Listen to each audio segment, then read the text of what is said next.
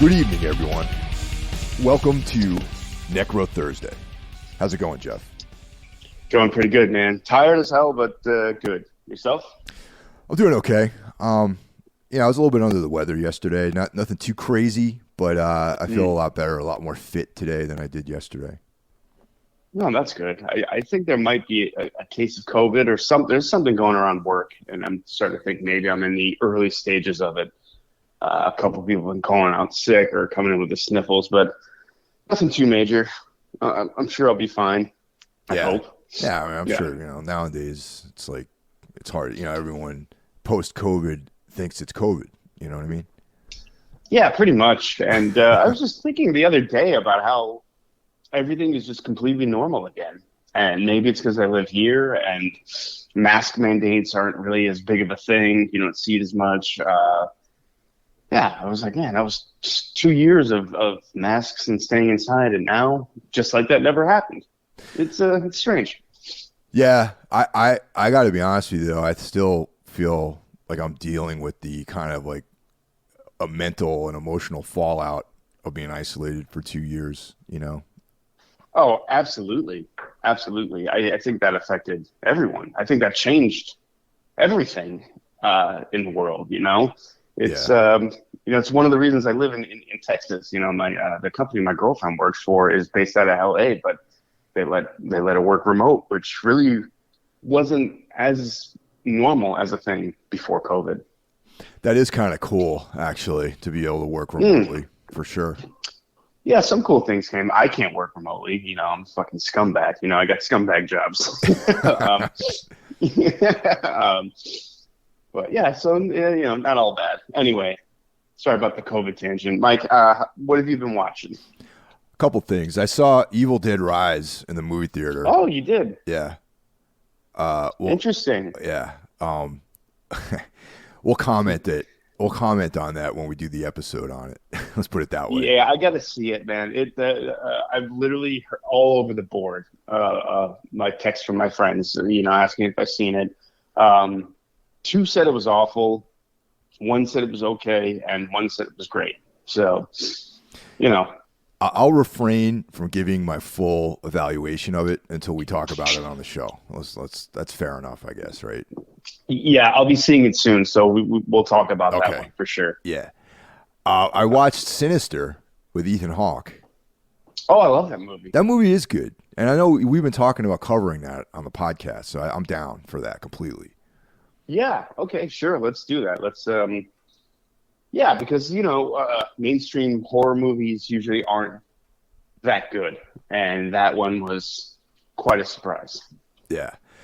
And The Fly, the David Cronenberg version of The Fly with Jeff Goldblum. Oh, classic. Love that movie. I love Jeff Goldblum in that movie, too. Yeah, it's a very Jeff Goldblum performance, but, playing to his strengths. For sure, in something like that, kind of playing a dweeb or someone so smart, it's hard for him to interact with other people. I think Jeff Goldblum was born to play that role. The really interesting thing about Jeff Goldblum is I think that dude is actually kind of like physically, I think he's like a 6 foot dude. Yeah, he's a big guy. Yeah, he's like kind of jacked too, which is funny that he plays these kind of like, more like kind of, like inconsequential guys. You know what I mean? Yeah. Interesting about that movie. That's one of the movies that made me quit smoking pot. Really? Yeah, I was high as shit watching that one day, and it really just disturbed me. I was like, look at this guy just deteriorating, falling apart, and dying. It's so gross and brutal. And then oh, this is kind of what we all go through. That's what this movie's really about. Like, we all get old and die. Yeah, well, true. And, when my mind went down that wormhole and I went into the worst panic attacks I've ever had. And that was the beginning of the end for me and smoking pot, pretty much. I've started reading the new Henry Rollins. Well, it came out recently. The new Henry Rollins book, Sick, S-I-C. And okay. I mean, it's the same stuff if you read any of his other books, really. But it always seems like he puts something out that at exactly the moment in life when I need to read that. You know what I mean? Yeah, absolutely. Yeah. So, it's the same stuff. just at a different phase of his life. Really cool. Like, I mean, I'm a fan. I've always, ever since I was in high school, like Rollins has always been like this kind of, inspirational guy for me, and Sure. influence on the way I attack life, I guess. And yeah, it's cool. What's interesting, the title SIC. It's like that. That's like a, like a term for, even though Yeah. it implies Yeah. that what someone literally said, but it may not be right. You know what I mean? Yes. Yeah. Exactly. Yeah, Yeah. that's an interesting title for like one of his books, I think. Yeah, that does sound interesting. And can you pick this up in a bookstore? Is it like online only kind of thing? Well, I bought it on the Kindle only because it's sold out right now, and there's going to be a Oh, second okay. a second press coming. So, I mean, I don't know. Man, it's been so long since I've actually went into a bookstore and bought something. I usually order everything, and Mm, I mean, you can get this on all of his stuff. I believe is on Amazon, or you can order it directly from 21361. The imprint right. that he has. Yeah, he still has that. Yeah, I mean it's not what it used to be. I mean, back in the day there'd be like all these different authors that he publishes and, stuff like that. And I don't know, man, like the store is kind of lean these days. There's not that much stuff on Mm, there, but I don't know. I have a lot of those titles that he, like, Don Bima and all those guys, like sure. all this stuff was like during the 90s was like a big part of what I read. Um Yeah, I read a little bit of that book. I'm not sure which book it was, but he was talking about the Lollapalooza tour, the very first Lollapalooza. So I'm not sure. That was the early 90s, but I'm not sure what book it was. Yeah, all those are classics, man. For me personally, just like Yeah. Black Coffee Blues, See a Grown Man Cry, like all that stuff is like, very. It's just like part of like for me growing up. You know what I mean? And to this day, it's still like even this new book is like, he's an older guy, and I'm an older Yeah, guy, at this so point, yeah. yeah, so it's like hearing him talk about his day to day life too, and trying to get through difficult moments is it's kind of what I need right now too. So that's good. Yeah, absolutely. I should check that out. I've always had a soft spot for Rollins. The first band of that ilk I ever saw live was Rollins Band. They were opening for Jane's Addiction. And it's funny because on the ticket it said Jane's Addiction with special guest Lush. So when Rollins Band went on, I thought they were Lush. I was like, Wow. damn, isn't that? Yeah. Yeah. I was 13, 14 years old. I was young. Um, and then people like, ran into it. What'd you think of Rollins Band? It's like, oh, yeah, yeah, awesome. Like, totally played it off like I knew.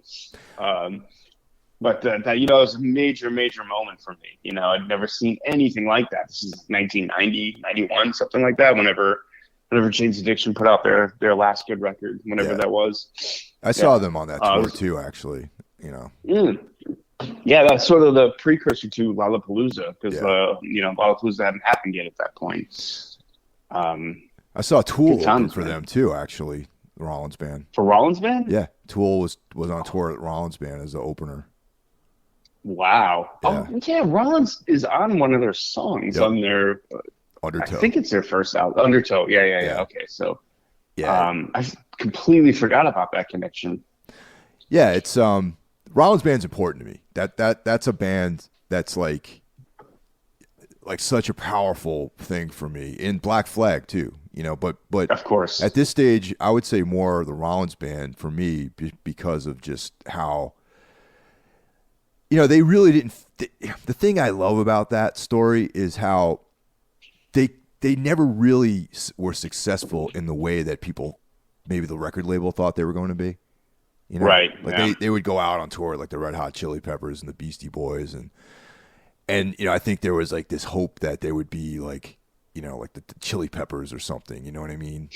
Yeah. Because look, there's a guy running around with no shirt on and this band of really great musicians, and they're playing this Yeah. like wild music. So maybe the Rollins Band. Henry has like this charisma. He's like in movies, but they never were like they just were too much for a lot of people who like the Beastie Boys or the Red Hot Chili Peppers, and True. they were just too much for that, and Yeah, they had some mainstream success, I would say, but like they were always going to be like a larger club band, like Yeah, thousand, or like 1,300 capacity kind of rooms band, right. which is And great. to me, that's great. But I think when someone's spending that kind of money on promoting a band, like this is the '90s, so there's like Yeah, budgets, there's like big budgets spent and videos and films and press tours and all this stuff that probably the balance sheet didn't really work out, and they were just like, oh well, sorry man, we gave it a try, we're on to the next thing, and you guys are fucked essentially, yeah, so. But that's, hey, I definitely they tried, and I thought that's kind of, I always like the story of people who fail. You know what I mean? Like they try and they me too. fail. Yeah, And I heard like a podcast that Rollins used to do where he talked about that year of like when they were on the major label and they signed a publishing deal and they were able to. That's how they lived. Like there wasn't like they signed a nice publishing deal and they were able to have their rents paid for a year, and right. they were able to go on tour all the time and do all this stuff and rehearse full time.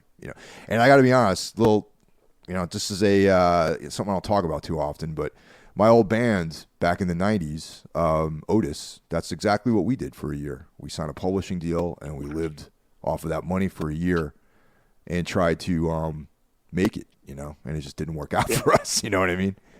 it rarely does. Yeah. Yeah.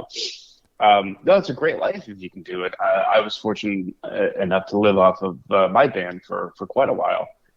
Yeah. Um, it was great. Yeah.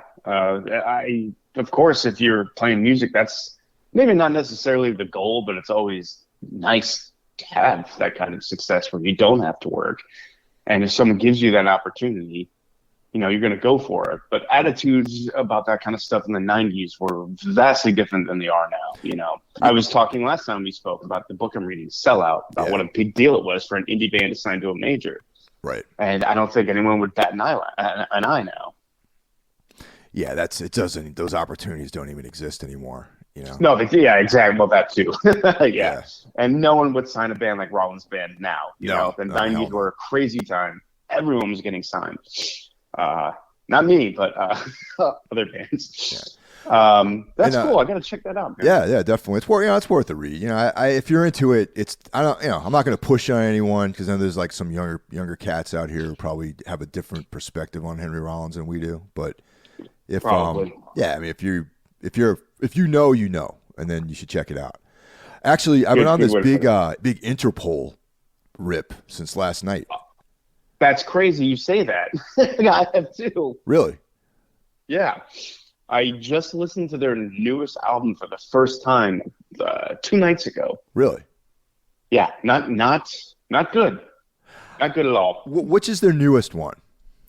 Oh God, I can't remember. It's let's see. There's the first major label one. There's a self-titled one. There's oh man, it's I can't remember. It's All a right. longer title. Is it There's called two the other side of make believe? Is that it? Yes, yeah, Okay. that sounds right. Yeah. All right. I haven't listened to them since like their second album came out. Oh, You know, okay. Antics. So in their head, in your head, you're still good. And Dude, I like Marauder. I thought Marauder was cool. Like that's the one I guess that came out in 2018, maybe. yeah, I didn't like that one at all. Oh, dude, they're different now, and They're very different I now. kind of feel like they're better now than they used to be. Interesting. Completely disagree. I think Okay. their first two albums are phenomenal, especially their first one. I mean, when that came out, I mean, they were basically aping my favorite bands. Who do they sound like? They sound like The Cure. Yeah, They Jordan. sound like Joy Division. They sound like the Smiths a little bit. They kind of just sound like all the stuff I love. And they hit the right note with people. That band, I think their first two albums went gold, which is crazy. They were on Matador, which is not a major label. And it kind of fell apart after that when they did sign to a major label for one album. And if there was ever a band tailor-made to make it, on a major, it was them, but it just didn't happen. Yeah, yeah, and they had Um, some kind of like underground cred too, a little bit. You know what I mean? Oh, for sure. Yeah. I mean, they were beloved. I mean, great. I mean, and with good reason. Something like that didn't quite exist that much at the time. wearing suits. They look kind of gothy. Their music is drenched in reverb. Like I said, I think it just hit the right note at the right time. Yeah. There's a song on Marauder that's really good. It's called "If You Really Love Nothing."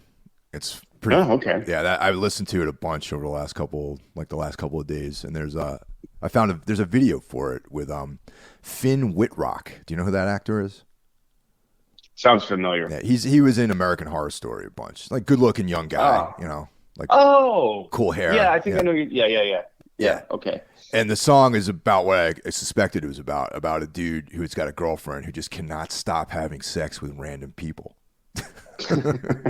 Yeah. So yeah, that kind of resonates with me a little bit, Oh yeah, sure. I think anyone can relate to that. I only listened to that album once when it came out, and I kind of never went back to it. I know Dave Fredman produced that one. I'm down. I back it. It's I dig the falsetto singing on it too. Yeah, there's a lot more of that in the later records. Yeah, I'm down with it. I think it's cool. For me, it'll never be better than the first record. Second record's very good too, but that first record is a classic that will be remembered hopefully 100 years from now. I think it's that good. Oh, really? Okay. Yeah, it's one of my favorite records of all time. And also, that came out at the same time we put out, we meaning ISIS, my old band, we put out Oceanic. And this is back in the magazine days where you would open magazines and read reviews. And since their band started with I and ours did, I'd always see their review next to ours. Oh, wow. I was like, oh, this band sounds kind of cool. And, apparently they have a vampire for a bass player or something. That guy rules, man. The original bass player they had. He was sickest, great, dude. Man. Yeah, great bass player. And he had a gun holster on stage for his cigarettes, which is one of the coolest things I've ever seen in my life. I don't have much this week. I just watched Scream 6. Really? Thoughts? Yeah, I don't know why I do this to myself. I guess I'm some kind of a completist. Yeah, Scream 6, huge hit, which is good for horror, I guess. But I don't know. These movies just aren't. They're not for me. I think the first one is fine, a little overrated. I think the rest of the sequels are pretty bad, but this new sort of reboot / sequel that they're doing is very much geared towards Gen X kind of people. You know what I mean? All the characters are very likable. The movie seems afraid to kill anyone. It commits a cardinal sin that the first movie did. I don't want to give it away because it's kind of a spoiler. But yeah, I fucking hate it. These movies are for 18 to 24-year-olds now, I'd imagine, and obviously they enjoyed it. It was a big hit, so good on them. But not for me. I don't know. I mean, you've probably seen all the Scream movies too, I'd imagine. No, I've only seen the first two actually. I lost interest in it really quickly when they were out. Yeah, you're smarter than me then. I wouldn't say that.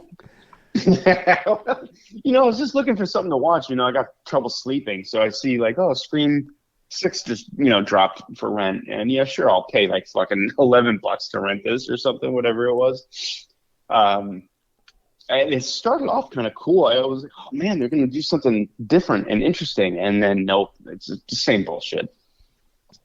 Yeah, that's kind of the vibe though, I thought, and that's why I kind of avoided it. I mean, I'll probably eventually watch it at some point, I mean, there's very few franchises too that have more than one or two, maybe three good entries, But when you got 6, 7 attached to it, they start to get pretty fucking ridiculous. This is true. Yeah. I mean, Halloween. How many Halloween? There's 9 Halloween movies. Oh, well, there's all these different parallel worlds now with Halloween. There's the Rob Zombie movies. There's this last fucking attempt at doing it. Yeah, whatever comes next, he's coming back. Oh yeah, so yeah, totally. You'll see Michael Myers again. But that's pretty much it as far as horror related stuff that I watched. I watched a couple other things. I watched a movie called Babylon from Damien Chazelle, who directed Whiplash. Okay. Whiplash is incredible. one of my favorite movies of the last, I don't know, like 10 years, 12 years, whenever the fuck it came out. This is one of the worst movies I've ever seen in my life, and it goes on for 3 hours. That's quite a time. Seems That's to be a lot. quite a program length. Yeah, it is. It seems to be. I think it's a good thing that you give an auteur all the money in the world to make their passion project and making it however long they want. I'm all for that. But this was a huge misfire. If I can convince one person to not watch Babylon, I've done my job. Well, maybe that you accomplished that goal by saying that. Yeah. Yeah. Well, you haven't watched it, have you? No, I haven't. All right. Well, don't. I won't. All right. So before we get going, I want to just give a shout out to our brethren, the horsemen of the podcasting apocalypse. And of course, on Monday, we have Brandon Legion, who brings you Horror Wolf 666. On Tuesday, we've got the Ultimate Metal podcast, Into the Necrosphere, brought to you by Jackie Smith. On Wednesday, we have we don't have Necromaniacs. I have to edit this. On Wednesday, we have Everything Went Black, which is a podcast that I started doing way back in the early days of podcasting. And, there's about I don't know, maybe 10, 20 people who like it. So that's kind of cool, Thursday, of course, is Necro Thursday. And Friday, we have Break the Apocalypse with Mike Scandato's brother, John Draper. And Sunday, we round out the week with Carl Hikara's Sold Knox, which is a interesting show because it covers a lot of ground.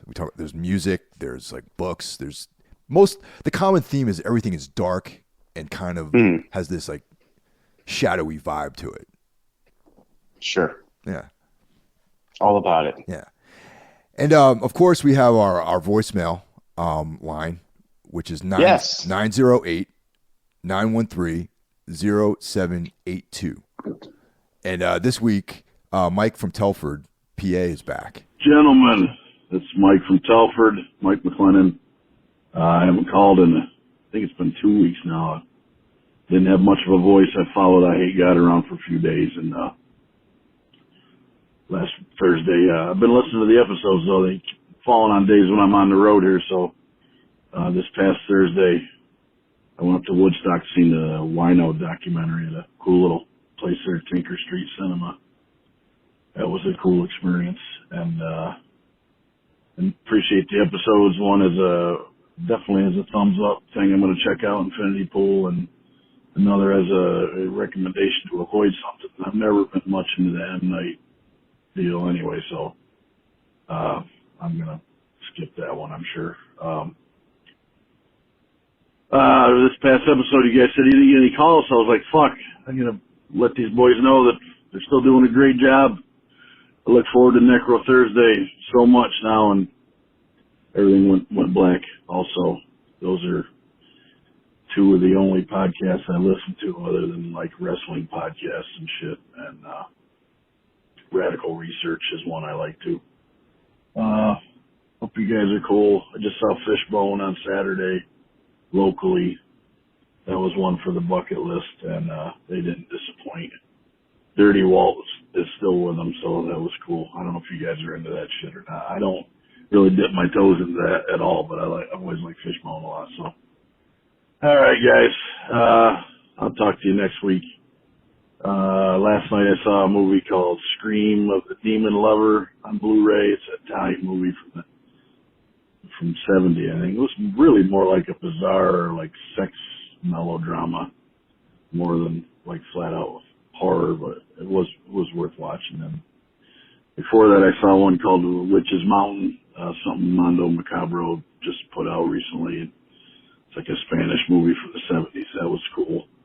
That was more like a witchcraft movie and didn't really show you much till the end, but the locations were stunning. Patty Shepard was in that. You guys know her from Werewolf versus Vampire Woman and Hannah, Queen of the Vampires. That was cool. I'll watch anything that she's in. All right, I'm fucking rambling now. It's 3. I can see the timer here. 3 minutes. You don't need this bullshit. I'll be looking forward to Thursday. Hope you guys are doing all right, and I'll run into you soon enough. Later, guys.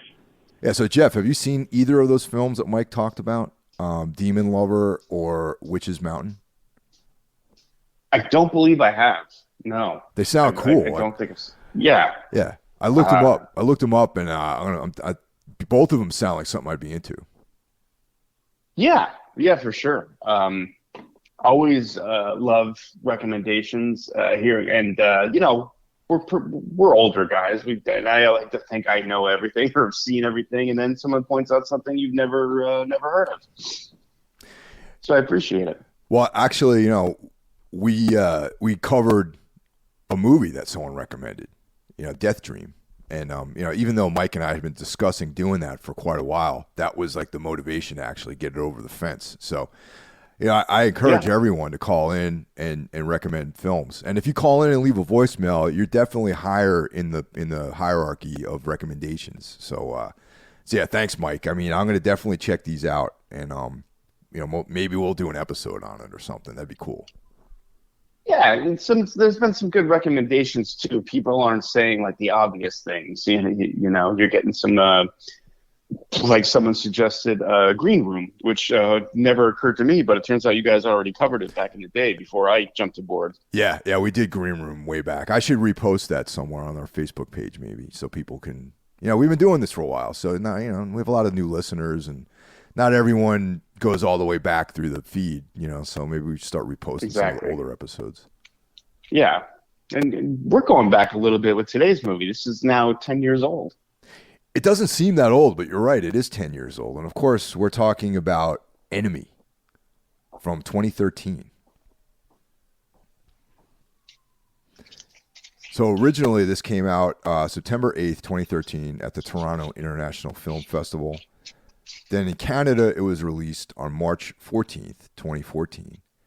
March 28th in Spain, that same, coincidentally, with the Canadian release. And then August 27th, 2014 in France. So it looks like this was never theatrically released in the United States. I saw it on demand, and it was a surprise. It was like, I was just reading about this movie. Now it's here. That stuff was kind of new back then. Streaming wasn't like it is, today. Yeah. The movie is 90 minutes long, and it was directed by Denis Villeneuve, screenplay by Javier Guillon, and based on The Double by Jose Saramago. Mm-hmm. So it's a very international flavor to this film. And it takes place in Canada. Yeah, very much. Yeah, it's filmed in Canada. Toronto. Yeah. Of course, this stars the great Jake Gyllenhaal, who plays kind of a dual role. Yeah, that's up for discussion. Yeah. We have Melanie Laurent as Mary, Sarah Gadon as Helen Claire, and the sublime Isabella Rossellini as the mother. Small but very pivotal role. Man, I'm a huge fan of Isabella Rossellini. Always been a huge fan of hers. Yeah, I mean, she actually looks a little bit like my mom, believe it or not. Oh, okay. Yeah, my mom when she was younger looked like Isabella Rossellini. Interesting. Don't see her in much anymore. This might be the last thing I saw her in. Yeah, maybe. I know she has a prolific career, and she hasn't been in anything in a while. She picks interesting things to be in too. I'll say that. All right, so where do we start with this one, man?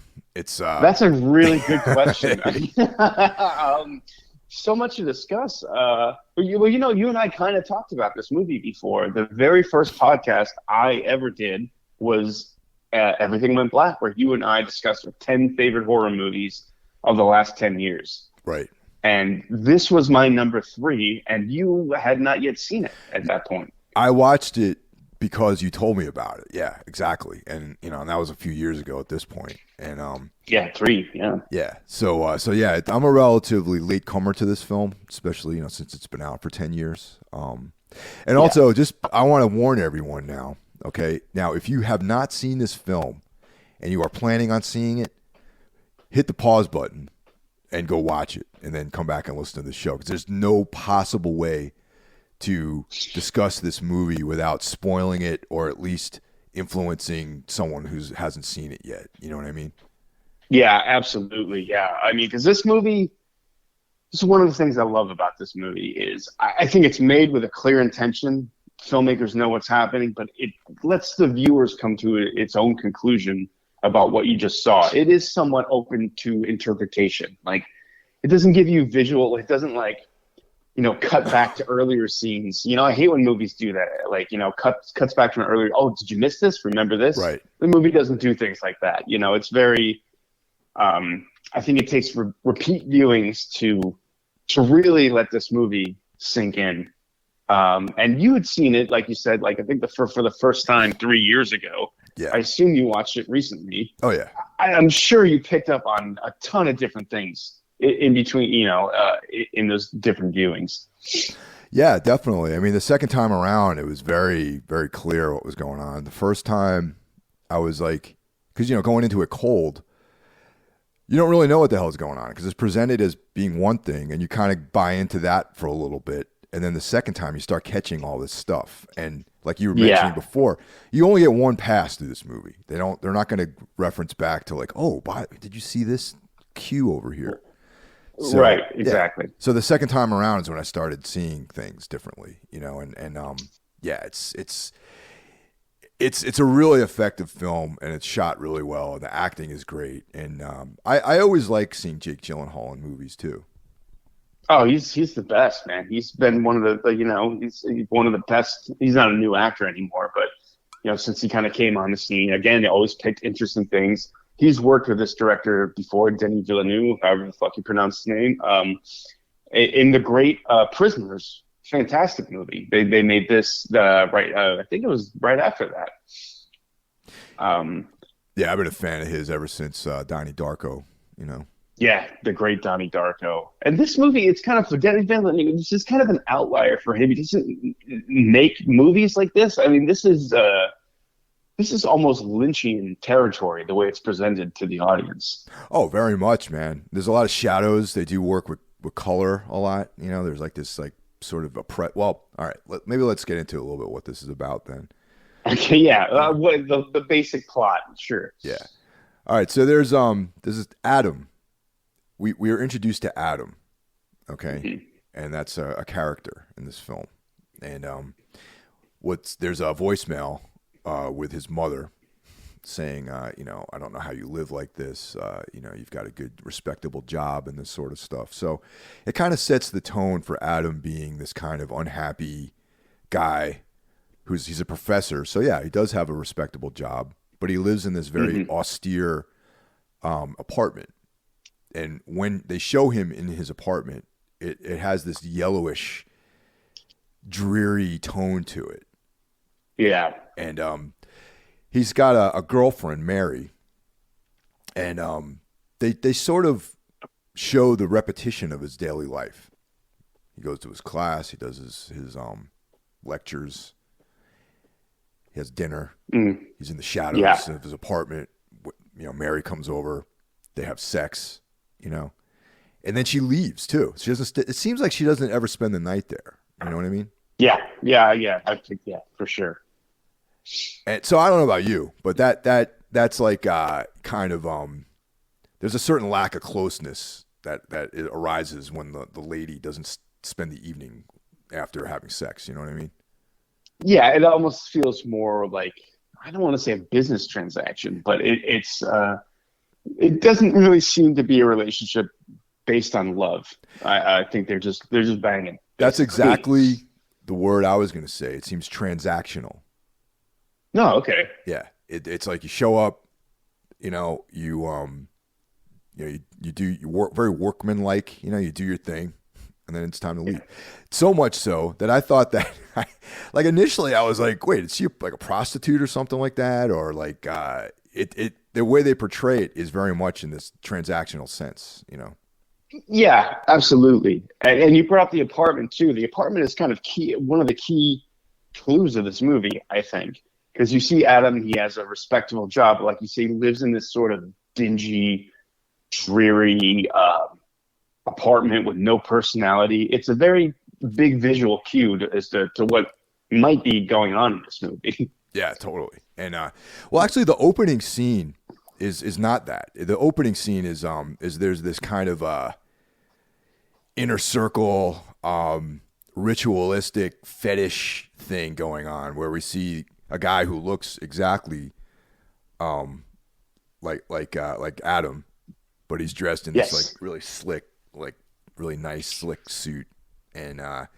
there's all these like older guys, and there's this woman, and she's involved in some kind of thing which is very specific to, like, you know how like in the fetish, I mean, I'm not one of these SM, BDSM fetish people, so I don't, some of this stuff goes over my head, Wait, back up. Yeah. You're not? No.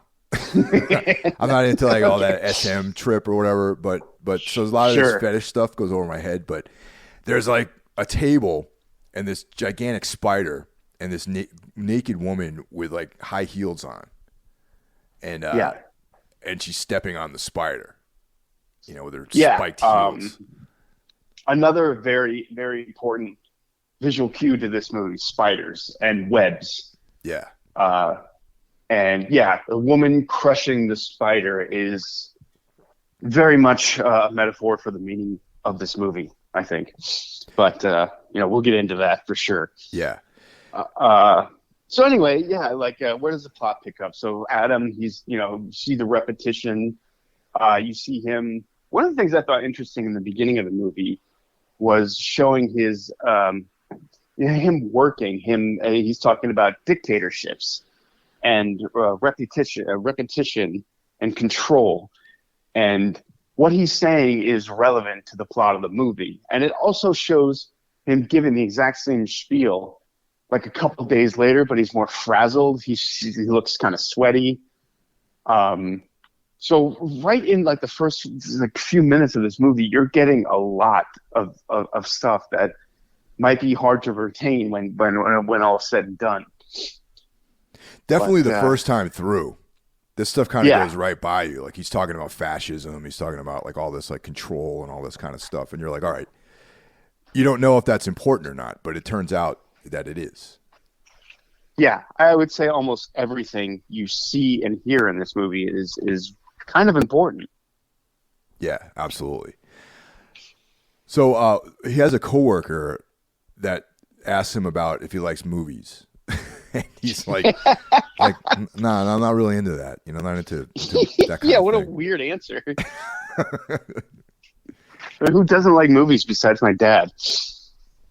I don't know, man. Even if you're into like action films or some Hollywood stuff, everyone likes watching movies, I guess. I don't know. Yeah, it's baffling to me. The scene plays out pretty funny though. I wanted to say that. Yeah. The guy goes, "Oh, well, there's a will, there's a way." And Jake Gyllenhaal goes, "Yeah, of course." He's like, "No, that's the movie title. You should see." That made me laugh. So Gyllenhaal, or Adam, we'll call him Adam. He goes out and rents this movie on, I believe it's on DVD. It would have to, yeah. I would, this is 2013. So the DVD. There's still video stores. Yeah, there's still video stores, and the DVD format is alive and well. And he notices there's a guy in the movie that conspicuously looks like him. Yes, but he doesn't notice it while he's watching it. He notices it in a dream. Yes. Which I found very interesting. There's a lot of dream stuff in this movie, and that's kind of like takes you into the kind of Lynchian like vibration a little bit too, Oh yeah, totally. It does have a slight dreamy feel to it, almost like, we reference Ligotti a lot on this podcast, but this sort of had the tone of one of his stories. You have this big city like Toronto, but it feels deserted. Yes. It feels quiet and creepy and menacing, actually. But you don't see, you really just don't see a lot of other people. There's not a lot of cars driving by or anything like that. It's very like desolate feeling. Well, And I'm gonna go out on a that's limb. purpose. I'm gonna go out on a limb and say that this is more of a weird tale than a horror film. Oh God, absolutely. Yeah, we should stress that at the beginning. This is horror in the loosest sense of the word. Yeah. Like it's not a slasher. It's not a ghosts or demons, and and also kind of Ligotti-esque. This is kind of the horror that he kind of does. Exactly. So yeah, if you're looking for blood and guts, stuff like that, this is not that kind of horror movie at all. But it's definitely a weird tale. So if you're into weird tales and you're into like this kind of thing, this kind of like psychological stuff, like Thomas Ligotti, like definitely this is up your alley for sure. Yeah, absolutely. And so yeah, he becomes pretty much fascinated with this other guy. Now, well, he looks him up online and he finds out this guy's name is Anthony Clare, and he finds like some sort of actor's profile for him. And the best part about it, and this is also very Ligotti-esque, is that he's like not like a famous actor. He's just like a guy who's been like a couple commercials. He's like a kind of like a background actor in some ways. Yeah, he's the bellhop in the movie. Yeah. That he watches. Like he doesn't even notice it, until he falls asleep and has a dream about it. Right. Yeah. And so that's even more so like in this kind of inconsequential world that like Thomas Ligotti's fiction occupies a lot of times. Absolutely. I do want to point out that he is credited in the whatever it's like the IMDb page he's looking at or something as Daniel St. Clair, not Anthony. Oh, weird. Okay. So Anthony has a little alter ego, which I thought was very interesting considering the themes of this movie. I didn't even pick up on that. Yeah, well, it's pretty common to have a stage name, like Michael Keaton is really Michael Douglas. Things like that. Thomas Jane is really Elliot Jane. Huh. So Anthony St. Clair is Daniel St. Clair in his mind. But again, it's a very little thing, but I also think it's kind of important that Anthony subconsciously maybe wants to be someone else. Yes, exactly. That's the whole vibe of this thing, really. So, Adam decides to creepy crawl this guy Anthony, and he goes to this this building, which is like apparently I'm assuming is like his management company's headquarters or something like that. And the thing I thought was funny is that he's wearing these like super expensive sunglasses while he's doing this. Yeah, that did ring as humorous to me too. Yeah, they're like some kind of like $500 like sunglasses that he's wearing. Yeah, isn't there a scene where he's like kind of trying them on, like he's trying to maybe disguise himself because he knows he looks just like this guy. Yeah. So he finds his way into the building, and he's talking to the security guy. And he's like, "Oh man, I haven't seen you in forever, man. Like it's been at least 6 months, And he's like, "Oh, at least 6 months." Now 6 months is an important. That's an important time frame. Mm-hmm. So he's like, "Well, no one's here. It's the weekend, right?" And he's like, "I came here for that thing, right?"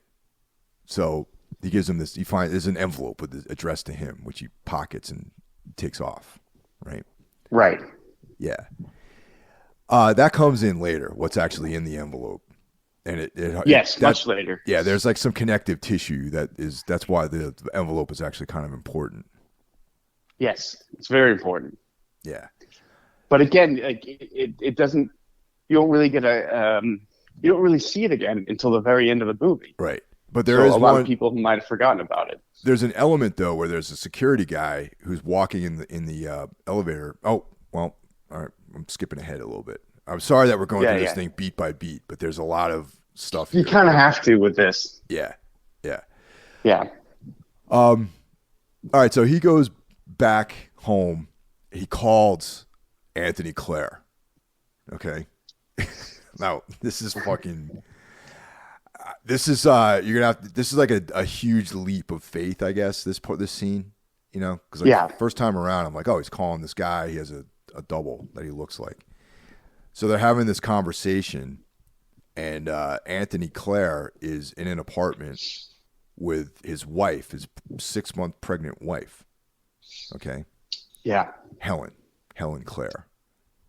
And the guy's yes. like, where you look I look exactly like you, and so the guy's like, what the fuck like, don't call here again, but out of that, he convinces himself or convinces this other guy to meet in some sketchy hotel. But after he gets off the line, Helen is like, who was that? And he's like, are you talking to her again? Implying that he's somehow being unfaithful. And he's like, no, that was a man I was talking to. Right. And she's like, maybe it was a jealous husband, something like that. So you get the things are not good between Helen and Anthony. And whereas Adam is a little bit more mild-mannered and reserved, Anthony seems a little bit more like a little more animated. He's also definitely more, it's almost similar to Fight Club, with a Tyler Durden, but not as like extreme, where there's like, Anthony is more outgoing. He's an actor, he's almost all the things that Adam wishes he was, And in a strange way, Adam is all the things Anthony wishes maybe he was. Yeah. This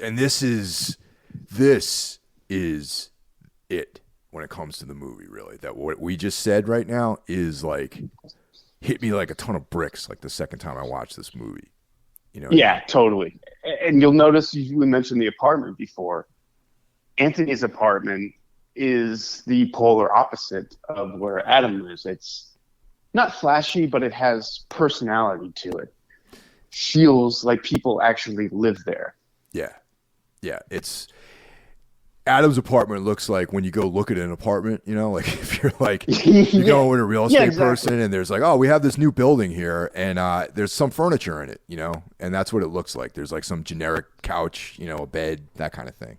Yeah, white sheets on a bed that doesn't have a frame or anything like that. So yeah, they meet in a hotel room. It's a great scene in the hotel room. It's very like cramped. I think there is significance to that hotel room that they meet in. I really think you like you piece the story together with visual cues you get from this movie. Like that, I think that apartment and this hotel room that they meet in is quite important. All right, yeah. So they're in the hotel room. They're regarding each other. They both have the same scar in their stomach. Yes. So they are in effect identical. Yes, they are identical in every way. They sound alike. And yeah, this is where the movie gets really interesting. Anthony's wife, Helen, wants to see this guy for himself, wants to see this Adam guy, and she's horrified when she sees Adam. Yeah. And he doesn't. He plays it like he doesn't even recognize her, And he's like looking at her. She goes to, she's down by the university. And, yes. And he's just like, he looks over at her and he's like, how are you? How many months pregnant are you? How far along are you? I think is what he says. And she's like 6 months. He's like, oh, nice. Yeah. Yeah. He walks away. Yeah, he walks away. Yeah, these two guys become very, very curious about each other. And Anthony gets a look at Mary, Adam's girlfriend, and kind of follows her. And I want to mention, I mean, it's not subtle, but there is like a web motif going throughout this movie. You see spider webs everywhere. It's in the crossing of the wires for the train. You see them in the background. Webs and spiders everywhere in this movie. Yeah, definitely. And okay, so after that, it's okay that they meet, and then there's also a meeting with the mother. The mother never refers to her son by name as Adam or Anthony. This was interesting because she's like, why are you? Isabella Rossellini is so awesome in this scene, man. She's just, I don't know, I just love watching her act, and she's just like, oh yeah. Because she's got that awesome like Italian accent and everything, and she's like, why are you meeting men in these strange hotels? Like, Yeah, exactly. It's like, you have to give up this foolish dream of being an actor. Yeah, and it is Adam that's meeting with her. It's Adam. It's clearly Yeah. Adam. Yeah, because she she comments on that, and I was just like, oh wow, okay, interesting. And after that conversation, and she also mentions that he loves blueberries, which he's like, I don't like blueberries. She's like, what are you talking about? You love blueberries. Yeah. Anthony has mentioned that Anthony is kind of upset his wife didn't buy blueberries. So Anthony likes blueberries. Adam does not. And his mom seems like, well, yeah, what are you talking about? And at that moment, you have what I would call the signature shot of this movie of the giant spider hovering in the Toronto skyline. It's such a great image. It's my computer screensaver for wow. like Okay. years. Yeah. That's cool. Yeah. I love it. It's I think it throws a lot. Again, first time through, you might not quite understand what this all means, but very important to the story. The first time I saw the movie, I was like, wait, there's like a monster attacking Toronto now. Like it's going wild. Yeah. Well, some people, I've read, it's been a while since I read much about this movie, and I didn't want to read yet too much about it for this because I don't want it to affect my opinion. But some people do take this movie literally. Really? That, this is some sort of invasion of spider people, and they're creating clones, and it's funny knowing that. Watching it, I was like, no, that doesn't work at all. But the spider is hovering in the city for a reason. It's not just there because it looks cool, which it does. But I think again, it's nothing in this movie. I think is meant to be taken literally. No, well, not that kind of imagery. It's all like symbolic and kind of atmospheric. Like it makes an atmosphere of the film, and you're supposed to take something from that. Yeah, absolutely. And there's another spider moment. I think it's Adam has a dream about a naked woman walking down the hallway upside down, and her head is a spider's head. Yeah, that's right. That's Adam who has that dream. Yeah, and I believe he has that dream after. Does he have that right when he goes to Anthony's apartment? Like he's sneaking into Anthony's apartment, trying to find out more about him. I believe that's how it happens in the film. Yes. Yeah. So their lives are starting to intersect and become. It's starting to be harder to separate the two. And at one point, once Anthony gets a good look at Mary, who's blonde like his wife. He wants to pretend to be Adam so he can go on a date with Mary. Because Anthony now thinks Adam is fucking his wife. He's like, I'm going to fuck your girlfriend, and then we'll be even. Yeah. Basically, it's a crazy idea, but I guess it kind of makes sense. Yeah, but once again, Anthony's this kind of wild, a little more wilder, a little bit more like a slave to his desires and that sort of thing. And Adam is way more repressed and just kind of resigned to his place in the world, Exactly. And I think each character wants to be the other one. Anthony wants to be Adam. Adam wants to be Anthony in a way. I watched this with my girlfriend. I remember she thinking, which one was the real person? Well, and I thought, well, they both are. Yeah, but the thing is that's a very. We'll get to that. You know what I mean? Yeah, for sure. Yeah, because we're starting to see. Well, maybe not right away, but if you spend time with this movie, you'll start to see that there really are no two people. They're all the same guy. Right. Exactly. Yeah. Now the version of Adam, the Adam version that spends his time with Helen, they're in bed together, and it's like it's like that scene is very powerful. You know what I mean? Because it's he's easing into there's a comfort level with it too. Where it's at first he's very uncomfortable around her. Yes. But I think that he starts to see like the beauty of their relationship and the fact that they have a child coming. Yes. And he starts to really be like, oh, okay, well this might be the thing that I've been missing in my life. Yeah. And Helen's reaction is just as interesting. Because now she knows she's not with Anthony. She knows it's Adam, but she's pretending not to know. Yeah. And right at that moment, I think she sees the person she wants him to be. Right. And it's a big moment. She even says, "How was school today?" And Adam pretends to not understand what she's saying.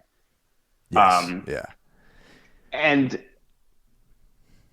while that's happening, you have Anthony with the girlfriend, with Mary.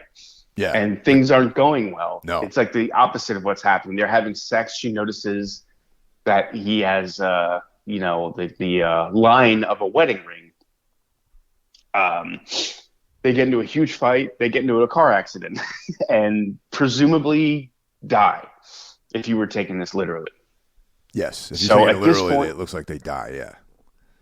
Anthony's gone. The girlfriend's gone. Adam is living as Anthony with Helen. He rediscovers he has that envelope with the key card in it. His wife turns into a spider. The end. And if you're taking this movie literally, you'll probably go, what the fuck? Well, real quick about the key. The key was like access to that thing in the beginning with all the perverted old men and the naked lady and the spider. So that's what it goes back to, is the beginning of the film. Yeah, absolutely. Yeah, there are a few callbacks. For instance, when Adam goes to Anthony's apartment, he sees a full photo. And you'll remember back in the beginning of the movie, he has a ripped up photo. It's just of him. And you start to really piece together what this movie is really about. Adam/Anthony are one person. I don't think there's many people who would debate that. No, definitely not. The thing that's debatable is which one is actually, like, who is Isabella Rossellini's actual son? Is it Adam or Anthony? Well, they both are. No, but I mean, which version of himself, though? You know what I mean? Like which is the guy who? Because like, there's two things here. There's a couple things. All right, Anthony has been wearing a wedding band. Yeah. All right, and so much so that Mary noticed that there was a mark on his finger where he took the wedding. Oh. Okay. We're discovering on air something. No, I was thinking like, was she upset that he took his ring off, or that he had a like that spot, the ring, the band, man.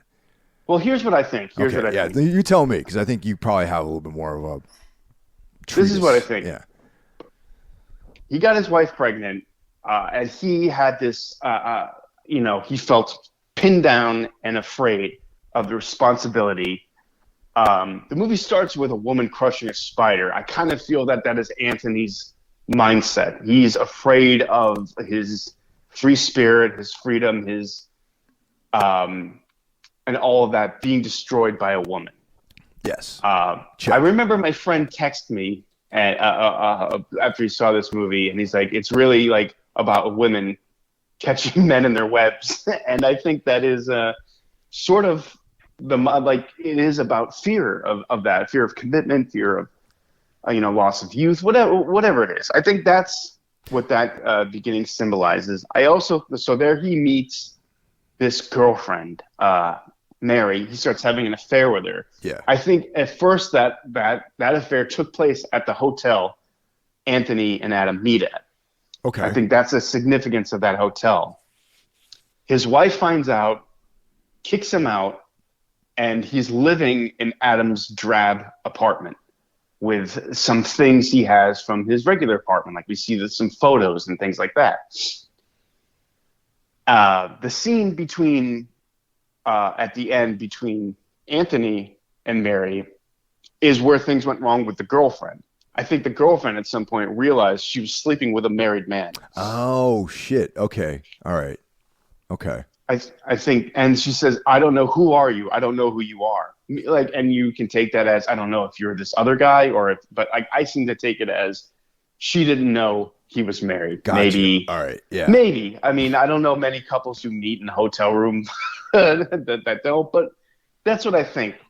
I could be completely wrong. There's a lot of ways to interpret this. That makes sense. So the timelines are different as far as like, yeah, okay. Now, all right, I'm on board with this, definitely. Yeah, and you have someone who's not really being completely honest with themselves, so not necessarily things are going to add up. Right. In some of the scenes, maybe him and Mary met at the sex club at the beginning of the movie. Could be. And that's why they're meeting, in a hotel. Who knows? But I think the spider represents also the, he has a conversation with his mother, and the next shot is the spider looming over the city. I think this is his Adam's fear of this darkness, this thing he doesn't want to be coming back. Because you'll notice when Anthony gets into that car accident and presumably dies, it cuts to a shot of the Toronto skyline, no spider in it. Right. Meaning he is free and clear. When he notices he still has the key to the sex club, that's when his wife turns into a spider, meaning he has not gotten rid of this part of him that he doesn't want to be. The cycle repeats, just like he's saying in the beginning of the movie about fascism. This is all repeats itself. So I think what we're seeing has happened before with Anthony / Adam. This is like nothing new to them. And the movie seems to suggest this will go on. Yeah, definitely. Yeah, because the spider like shrinks away from him when he walks into the room. Yeah, exactly. Yeah. Exactly. That was my interpretation of the movie. This is a guy who is not honest with himself. He's created this other identity to deal with the different aspects of his personality. Adam is the good guy, a respectable job. Anthony is the things he doesn't like. He's the failed actor, a guy who goes to sex clubs, a guy who cheats on his wife. A guy who drives a motorcycle, whereas Adam drives a shitty beat-up car. You know what I mean? Yeah. But it goes about this in a very, very unique way. You don't see a lot of movies like this. Like I said, it's very Lynchian, where it's very kind of a simple idea, but told in a very abstract sort of way. Yeah. No, I pretty much came to the same conclusion, just that some of the details I just wanted to discuss, like the ring was what really was throwing me off a little bit. But now I'm like, okay, yeah, that makes sense that there was out of a different sequential timeline. Yeah, yeah, exactly. That's what I came to. Because I was watching it with my girlfriend. She had a problem with that scene too. She's like, well, she would have known she was sleeping with a married guy. Like, I don't understand why she freaked out. I was like, yeah, that's true what you're saying, but this is all a little bit unreliable, like maybe memories of that one of them is having too. I don't think it's meant to be taken purely at face value. You know what I mean? No, totally. Yeah. Yeah. Great movie, man. Yeah, God, there's so much to chew on. The spider motifs, all the moments, the dreamlike atmosphere of this movie, of like the woman walking naked upside down the hallway with a spider for a head. It's very clear. I don't think many people have ever seen this. I highly recommend this movie, and it's like, especially for us men out there, it's like, it's a fucking male movie, really, if you think about it. It's about the male insecurity, like, reconciling the two parts of your personality. Because I think everyone has a little bit of both of those things in them. I know I do, for sure. Oh, sure. I think everyone does. I think everyone is really, at least two people, if not more. Yeah, and it's a powerful movie, man, really. It really is, and it really rewards itself the more you watch it. The last time I saw it is the most clear it had ever been to me, and I fully feel like I understand this movie now, whereas the first few times I just sort of took it in and took in little details. But it seems that I feel like I have a much better grasp on it now, and I love this movie more than I've ever loved it, and I've always loved it. This is one of my favorite films of all time, really, not even of just the last 10 years, of any genre. This is just such a great movie. I love the lighting, this dingy yellow feel it has. It kind of has like a film noir sort of feel to it. Yeah, yeah, and there's a desolation to everything too, which I really dig. You know, like Toronto. Yes. Like, you know, we've been to Toronto together, actually, me and you. Yeah, we have. Yeah. And it's a fucking bustling metropolis. You know. Yes, it is. And it's like there's like stuff going on, like cars, like, you know, people blowing the horn, and this weird version of Toronto is this desolate, blank urban landscape, which is completely not what it's like, you know? Yeah, it feels smoggy. Like yellows and browns seem to be like the primary colors of this movie. Initially, I thought it was L.A. because L.A. can have like a desolation to it too. Yeah, no, that's pretty accurate. It's a major city, and then you turn the corner, and you're in a suburban neighborhood. Yeah, and it feels very quiet. I mean, it does specifically say it takes place in Toronto, though, right? No, it does. No. I was just okay. saying that the smog and the desolation reminded me of LA, Right. because like you were saying, like LA is like one of those towns where it's a major city, but there's like a quietness to it. You know, that's kind of unsettling at times. Oh, absolutely. I do think you could have filmed this anywhere and would still have the same effect. Yeah, no, absolutely. It's not like Toronto's like a big part of the movie. I mean, you could get like that skyline shot from almost any city. It would be real trippy if someone did something like that in New York, man. Like where they frame New York as like a quiet, desolate city, you know? Yeah, yeah, exactly. Like, would that even be physically possible? That would be interesting, because like that you've never seen. No. But yeah, you've seen Toronto in a million fucking movies. You've never seen it like this, though. It's one of the things I love about it. And I mean, the acting alone, Jake Gyllenhaal has a dual role. Actors love to do that kind of shit. It's never easy, and he does a very good job of distinguishing. You never get confused as to who's Adam and who's Anthony, even when they're pretending to be each other. Yeah, no, totally. Yeah. I mean, if you had to grade this, Mike. Oh man, I would give this a 5 out of 5, honestly. Yeah. Yeah. No question, a 5 out of 5. This is a 10 out of 5. This is, like I said, one of my favorite movies of all time. I always recommend this movie when people say, "What should I watch? What's a horror movie I should watch?" Because, debatable whether it's a horror movie, but to me, it very much is. Like, it is a psychological nightmare. Yeah, it's more, like I said, it's a weird tale. It's definitely like a psychological horror film for sure. But yeah, this it was great, and I'm glad you brought it up a few years ago for me to check out, because like no one knows it. Not very many people know of this movie. You know. Yeah, it's weird. Denis Villeneuve's stock has gone up considerably in the last few years. He directed the Blade Runner movie. He directed the Arrival, which was nominated for Oscars, and of course, he just did Dune, which surprisingly did pretty well. I back Dune.